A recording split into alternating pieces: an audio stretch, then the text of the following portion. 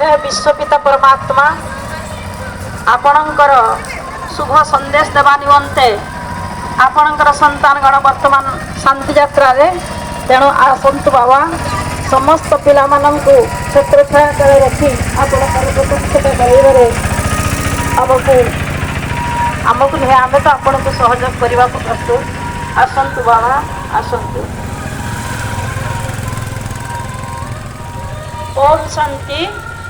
आध्यात्मिक प्रेमी भाई और भौणी मानू प्रजापिता ब्रह्मा कुमारी ईश्वरीय विश्वविद्यालय तरफ अनेक अनेक शुभ अभिनंदन।